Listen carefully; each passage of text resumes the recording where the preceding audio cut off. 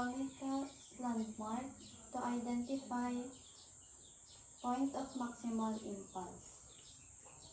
Place diaphragm of stethoscope over PMI at fifth ICS at left MCL and auscultate for normal S1 and S2 heart sound.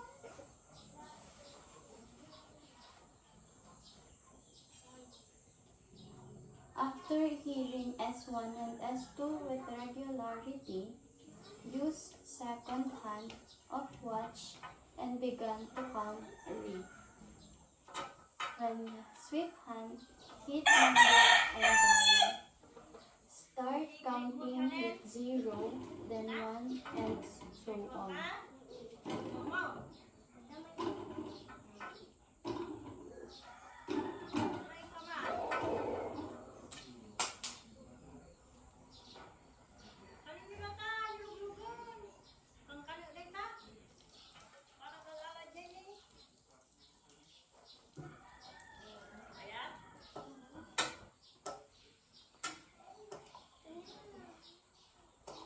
When apical rate was regular, count for 30 seconds and multiplied by 2.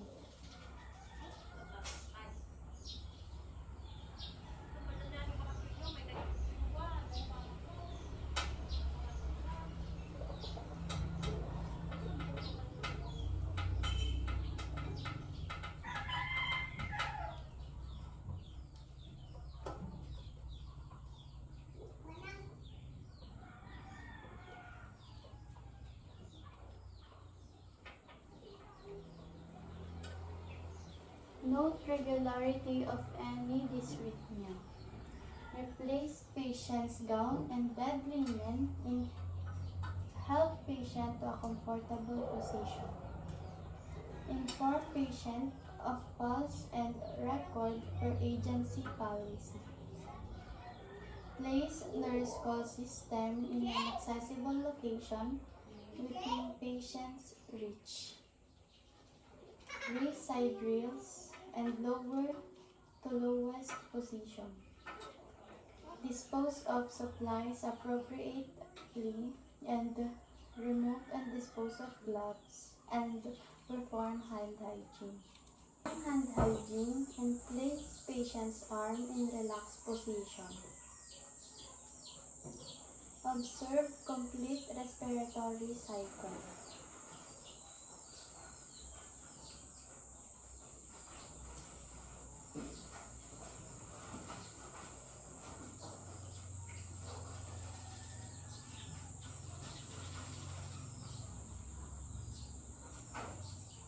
After observing a cycle, look at second hand watch and begin to count rate. When sweep had begun time frame, count 1 with first full respiratory cycle.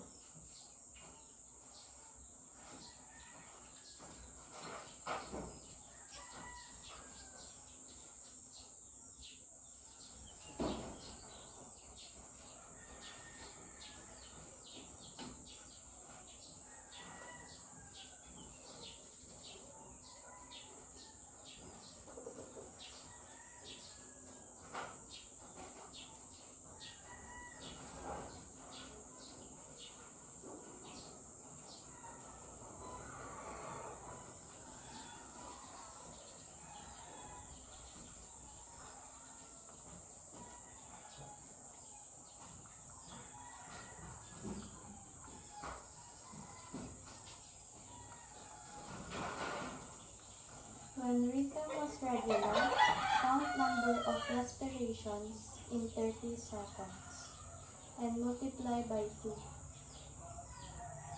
When rhythm was irregular, less than 12 or greater than 2.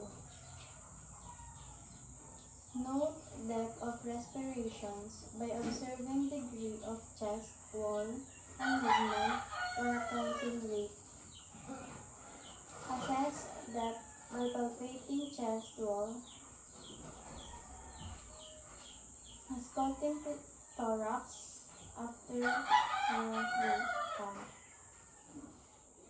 Describe the shallow, normal, or deep.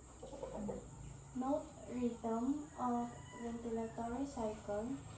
Do not confuse sighing with abnormal rhythm. Replace bed linen in patients. Assist patients to a comfortable position. Inform patient of respiratory rate and check for agency policy. Place nurse call system in an accessible location within the patient's reach. Raise side grills and lower bed to lowest position. Dispose of all contaminated supplies in appropriate receptacle. Remove and dispose of gloves and perform hand hygiene.